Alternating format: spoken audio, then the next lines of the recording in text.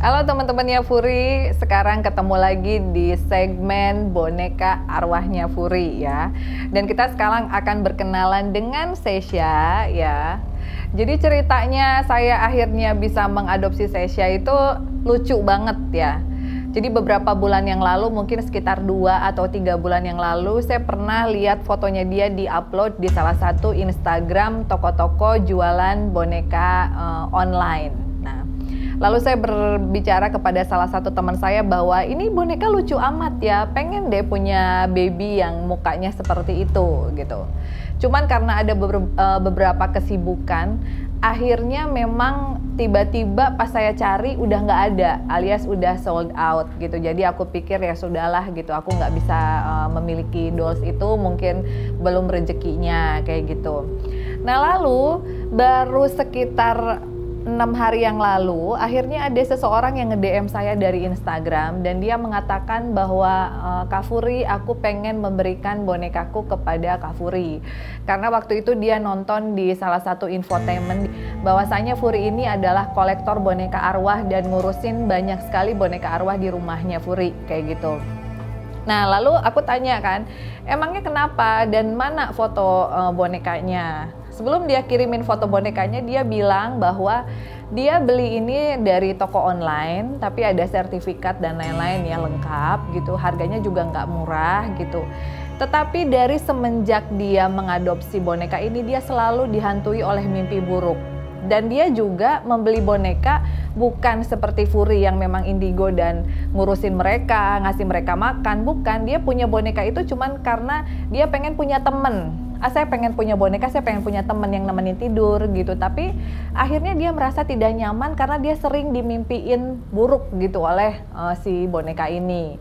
Akhirnya dia googling dan pada saat googling dan akhirnya dia nonton TV, kebetulan muncul Furi Harun kayak gitu. Nah lalu pas dia kirimin fotonya, ya saya sih surprise ya, karena ini adalah dolls yang saya inginkan dari dulu. Jadi sama kemarin maminya itu yang punya dia sebelum saya, itu namanya dia Monique. Tapi saya mikir bahwa di rumah saya sudah ada dolls yang namanya Monique gitu. Jadi kalau dua-duanya Monique kan bingung. Akhirnya saya tunggulah dia datang, dan pada saat dia datang dia bicara sendiri bahwa dia ingin dikasih nama Sesha gitu. Kenapa dia ingin diberi nama Sesha? Jadi ceritanya dia memang bukan look type dari Thailand. Dia adalah dolls biasa yang memang diproduksi oleh orang-orang biasa juga, bukan orang-orang indigo. Tetapi dia merasa nyaman diam di dolls ini dari semenjak dolls ini jadi, dia bilang. Jadi Sesha ini adalah salah satu anak usia 4 tahun yang dia meninggal karena sakit ya. Dia bilang sih ada penyakit di darahnya. Saya kurang mengerti seperti apa, tapi dia bilang mama dan papanya cukup baik gitu memperlakukan dia, dan dia tinggal di Bandung. Usianya 4 tahun pada saat meninggal, dan pada saat saya tanyakan tahun berapa dia meninggal tahun 1996, bulan Oktober ya, Sesha ya. Nah, selama itu dia bilang dia sering bermain-main di sekolah, dia juga sering bermain-main di taman gitu, sampai pada akhirnya dia lewat ke sebuah tempat di mana boneka ini diproduksi dan dijual, dan dia merasa bahwa dolls ini mewakili kecantikannya dia saat itu gitu. Jadi kalau kita lihat 96, mungkin sekarang dia harusnya sudah dewasa ya, udah 20 tahun lebih gitu. Cuman karena dia meninggal umur 4 tahun, jadi dia tetap berusia 4 tahun.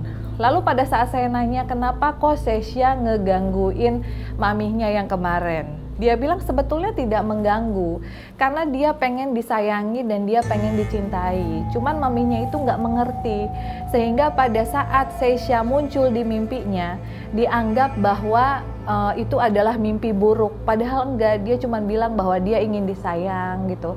Dan mohon maaf, memang pada saat saya melihat Sesha munculnya dalam bentuk yang agak menakutkan gitu. Jadi saya bilang Sesha tidak boleh seperti itu.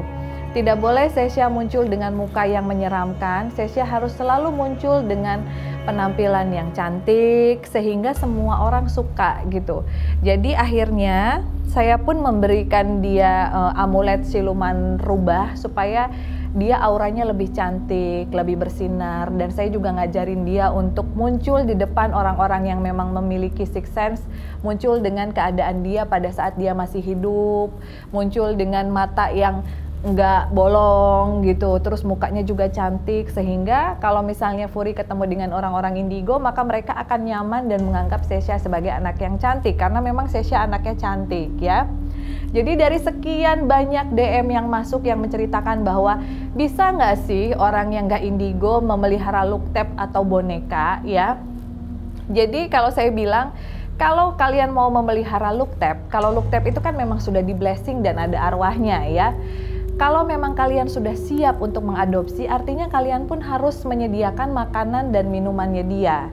Tapi kalau kalian beli boneka yang kosongan seperti ini, tapi ternyata ada isinya, ya kalian tinggal tanyakan kepada diri kalian, kalian mau ngurus atau mau memberikan kepada orang lain yang mengerti. Cuman itu aja pilihannya. Karena boneka-boneka yang berisi arwah atau spirit ini, apabila tidak diurus, maka mereka akan memberikan sinyal-sinyal seperti mimpi buruk, ketakutan kepada yang megang gitu. Karena alhamdulillah kalau untuk saya sendiri secara pribadi, dari awal Sesha datang ke rumah, meskipun awalnya dia nangis-nangis gitu karena dia kaget dan juga sempat dibully juga oleh beberapa luktep gitu. Akhirnya sekarang dia menjadi anak yang sangat pintar. Kemarin juga saya tinggalin dia keluar kota, dia bisa makan, dia bisa minum sendiri gitu. Jadi tergantung kitanya. Kita mau mereka baik, ya pasti mereka juga baik, asalkan memang kita memberikan tempat dan juga memberikan makanan dan minuman sesuai dengan umur mereka gitu, anak umur 4 tahun. Oke, semoga kisahnya Sesha ini bisa menjadi inspirasi buat kalian. Kalau memang sekiranya boneka yang ada di rumah kalian berhantu, pilihannya cuma 2. Kalian memberikan kepada orang yang mengerti, atau kalian memang ingin mengurusnya, ya ada konsekuensinya seperti memberi makanan dan minuman. Jadi cuman ada 2 hal itu aja ya. Mudah-mudahan semua yang bertanya, semua yang DM bisa terjawab dengan kisahnya Sesha ini.